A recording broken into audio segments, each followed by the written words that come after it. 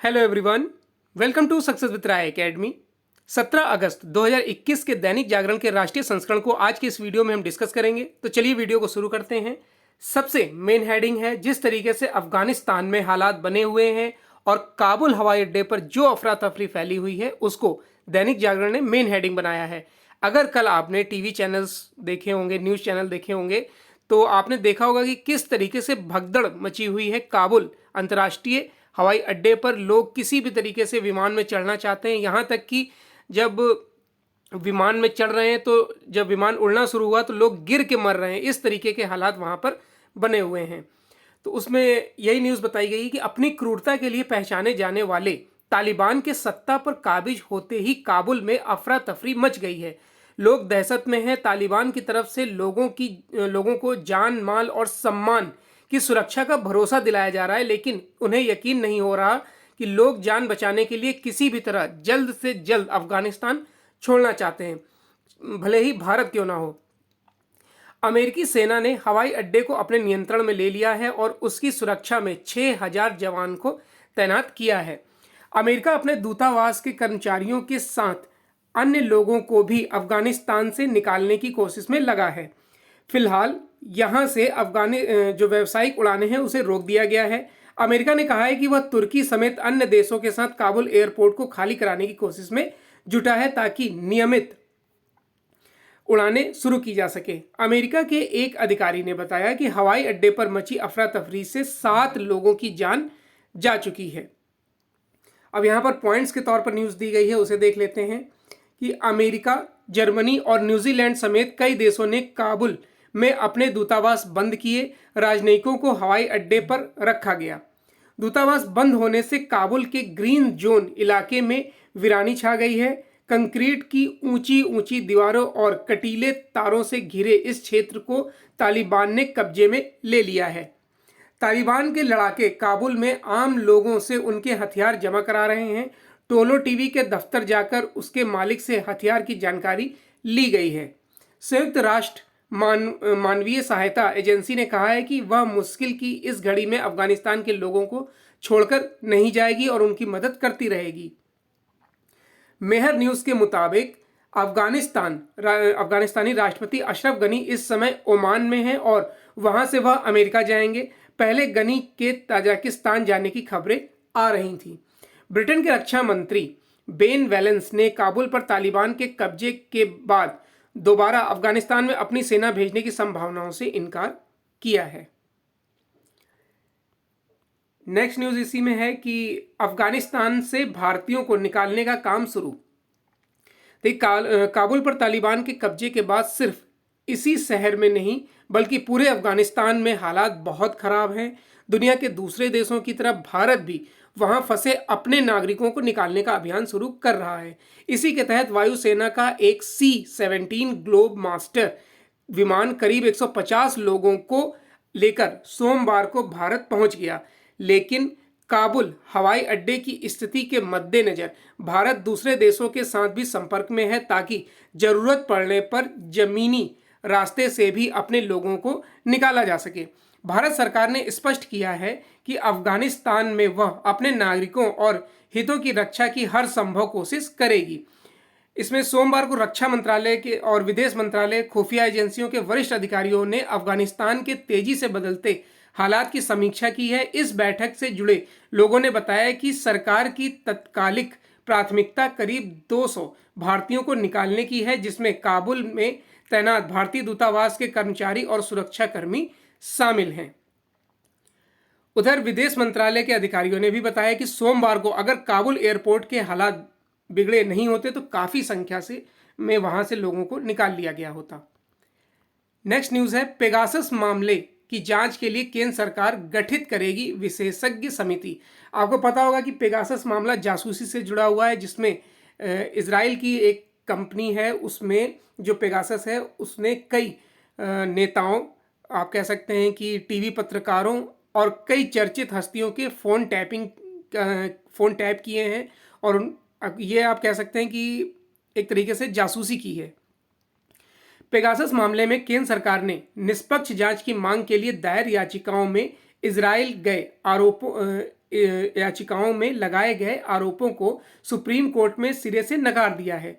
सोमवार को केंद्र की ओर से कोर्ट ने कहा कि इस मामले में छुपाने लायक कुछ भी नहीं है। सरकार मामले की जांच के लिए तटस्थ विशेषज्ञों की समिति गठित करेगी जो इस मुद्दे से जुड़े हर पहलू की जांच करेगी। याचिकाकर्ताओं ने केंद्र की ओर से दाखिल संक्षिप्त हलफनामे पर असंतोष जताते हुए कहा है कि सरकार स्पष्ट बताए कि उसने पेगासस स्पाईवेयर का प्रयोग किया या नहीं।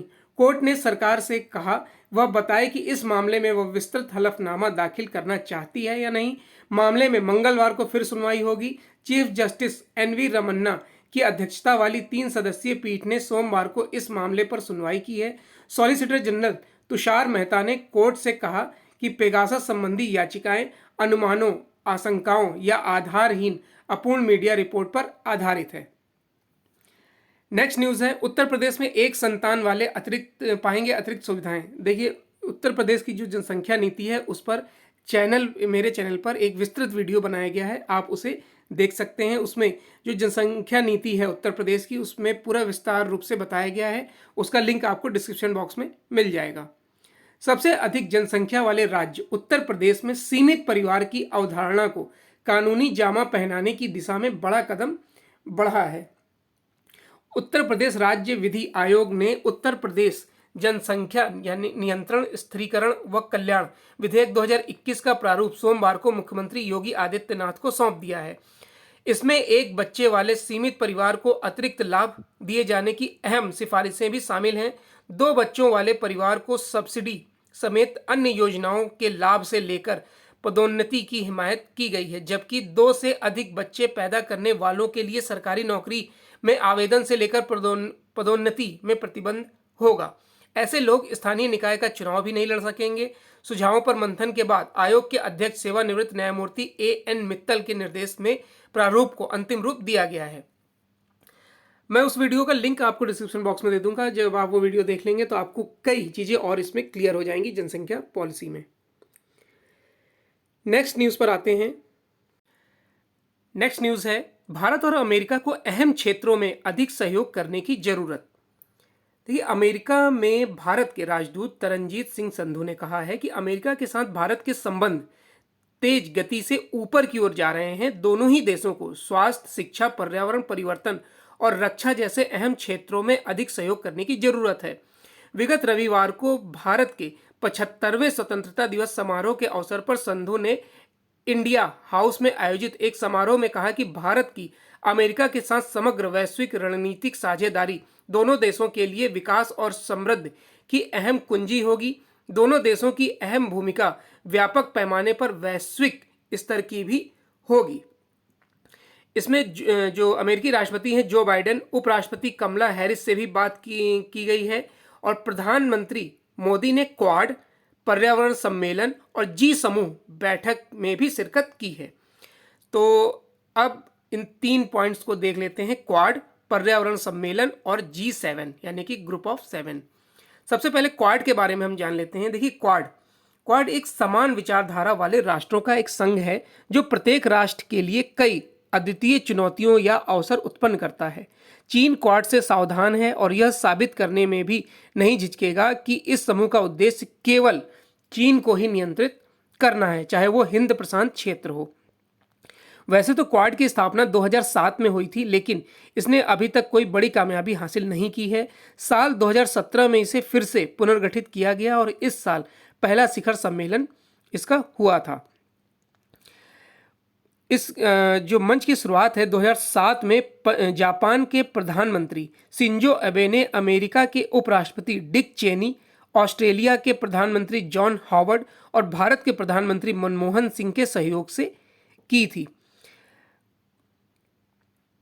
इस समूह में भारत के साथ अमेरिका, जापान, ऑस्ट्रेलिया शामिल हैं। क्वाड जैसे समूह को बनाने की बात पहली बार 2004 की सुनामी के बाद हुई थी, जब भारत ने अपने और अन्य प्रभावित पड़ोसी देशों के लिए बचाव और राहत के प्रयास किए और इसमें अमेरिका, ऑस्ट्रेलिया और जापान भी शामिल हो गए। इसका फुल फॉर्म होता है क्वाड्रिलेटरल सिक्योरिटी डायलॉग। इसका क्वाड का फुल फॉर्म होता है। उसके बाद हमने पढ़ा पर्यावरण सम्मेलन के बारे में। तो पर्यावरण सम्मेलन के बारे में जान लेते हैं। संयुक्त राष्ट्र संघ द्वारा 1972 में पहली बार विश्व पर्यावरण दिवस मनाया गया था। मोस्ट इंपॉर्टेंट पॉइंट है एसएससी के एग्जाम के लिए कि विश्व पर्यावरण दिवस कब मनाया गया? 1972 में पहली बार। अब आपको ये बताना है कि पर्यावरण दिवस कब मनाया जाता है। हालांकि आप सबको पता होगा विश्व स्तर पर इसको मनाने की शुरुआत जून में हुई थी और अपडेट आपको बतानी है। स्वीडन की राजधानी स्टॉकहोम में हुई थी, जहां 119 देशों की मौजूदगी में पर्यावरण सम्मेलन का आयोजन किया गया था। साथ ही प्रतिवर्ष किस तारीख को पर्यावरण दिवस मनाया जाता है ये आप बताएंगे। उसके बाद G7 के बारे में जान लेते हैं। G7 जो है वो 7 देशों का समूह है। Canada, France, Germany, Italy, Japan, United kingdom और संयुक्त राज्य अमेरिका का एक समूह है। यह देश दुनिया की 7 सबसे बड़ी उन्नत अर्थव्यवस्थाओं के साथ वैश्विक शुद्ध संपत्ति $280 ट्रिलियन रखता है विश्व का, और 62% से अधिक का प्रतिनिधित्व करता है। G7 शिखर सम्मेलन में यूरोपीय संघ भी प्रतिनिधित्व करता है। G7 दुनिया की 7 सबसे बड़ी कथित विकसित और उन्नत अर्थव्यवस्थाओं वाले देशों का समूह है। Canada, France, Germany, Italy, Japan, Britain और अमेरिका इसमें शामिल हैं। इसे ग्रुप ऑफ 7 कहा जाता है। समूह खुद को कम्युनिटी ऑफ वैल्यूज यानी मूल्यों का आदर करने वाला समुदाय मानता है। स्वतंत्रता और मानवाधिकारों की सुरक्षा, लोकतंत्र और कानून का शासन और समृद्धि और सतत विकास इसके प्रमुख सिद्धांत हैं। शुरुआत में यह 6 देशों का समूह था, जिसकी पहली बैठक 1975 में हुई थी। इस बैठक में वैश्विक आर्थिक संकट के संभावित समाधानों पर विचार किया गया था। अगले साल कनाडा इस समूह में शामिल हो गया और इस तरह यह G7 बन गया। G7 देशों के मंत्री और नौकरशाह आपसी हितों के मामले पर चर्चा करने के लिए हर साल मिलते हैं। प्रत्येक सदस्य देश बारी बारी इस समूह की अध्यक्षता करता है और 2 दिवसीय वार्षिक सम्मेलन की मेजबानी करता है। यह प्रक्रिया एक चक्र में चलती है। ऊर्जा नीति, जलवायु परिवर्तन, HIV एड्स और वैश्विक सुरक्षा जैसे विषय हैं जिन पर पिछले शिखर सम्मेलन में चर्चाएं हुई हैं। शिखर सम्मेलन के अंत में एक सूचना जारी की जाती है जिसमें सभी सहमति वाले बिंदुओं का जिक्र होता है। सम्मेलन में भाग लेने वाले लोगों में से G7 के राष्ट्र प्रमुख, यूरोपियन कमीशन और यूरोपियन काउंसिल के अध्यक्ष शामिल होते हैं।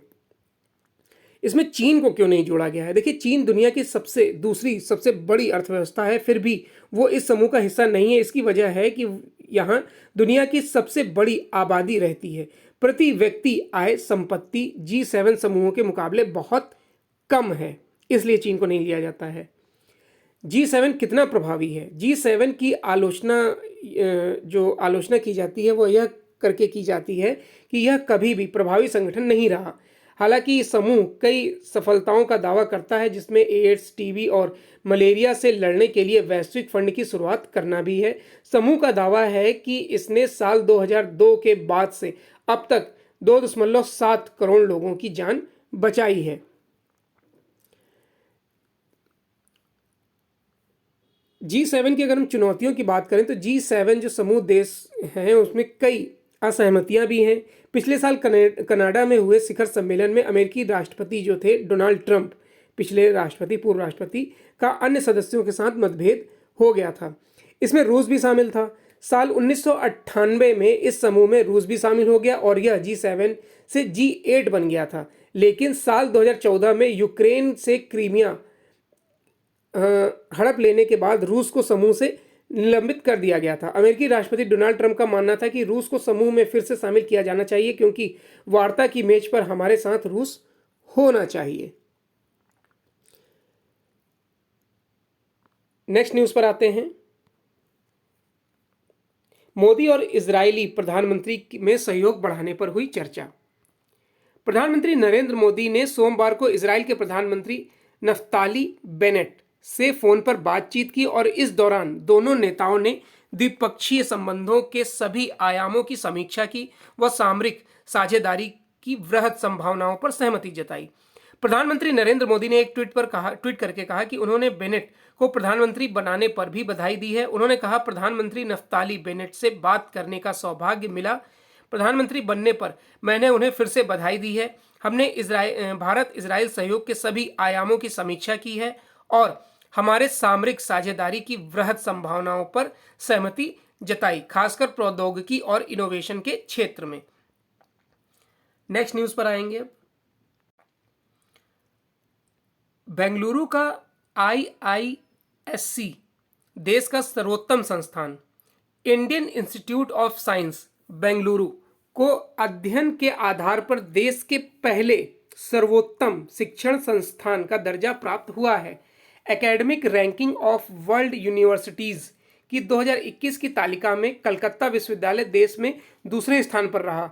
ARW की तरफ से हर साल दुनिया के कम से कम 1000 विश्वविद्यालय एवं विभिन्न शिक्षण संस्थानों को लेकर समीक्षा की जाती है। भारत के शिक्षा संस्थानों में इस बार तीसरा स्थान बनारस हिंदू विश्वविद्यालय को प्राप्त हुआ है। चौथे स्थान पर Indian institute of technology Delhi का नाम है। पांचवें स्थान पर Indian institute of technology Kharagpur, छठे स्थान पर Indian institute of technology Madras, सातवें स्थान पर जवाहरलाल नेहरू विश्वविद्यालय, आठवें स्थान पर दिल्ली विश्वविद्यालय और नौवें स्थान पर all India institute of medical sciences और 10वें स्थान पर बेंगलोर इंस्टीट्यूट ऑफ टेक्नोलॉजी है। नेक्स्ट न्यूज है कि शांति के लिए UNSC तत्काल कदम उठाए, ये स्टेटमेंट दिया है भारत ने। अफगानिस्तान में हालात को लेकर सोमवार को भारत की अध्यक्षता में एक बार फिर संयुक्त राष्ट्र सुरक्षा परिषद की बैठक हुई है। यह पिछले 10 दिनों में अफगानिस्तान के हालात पर दूसरी बैठक थी, जिसमें भारत समेत तमाम देशों ने अपनी चिंताओं को सामने रखा और तालिबान से अपील की गई है कि वह हिंसा को छोड़कर राजनीतिक सहमति के जरिए वहां हालात को सामान्य करने की कोशिश करे।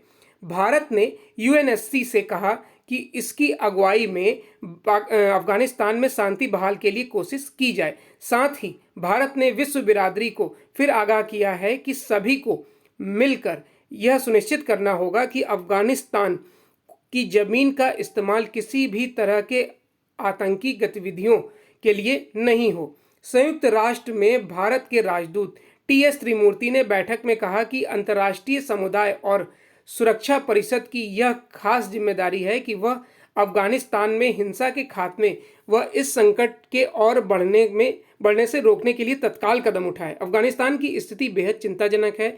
वहां का हर नागरिक बेहद भय में जी रहा है।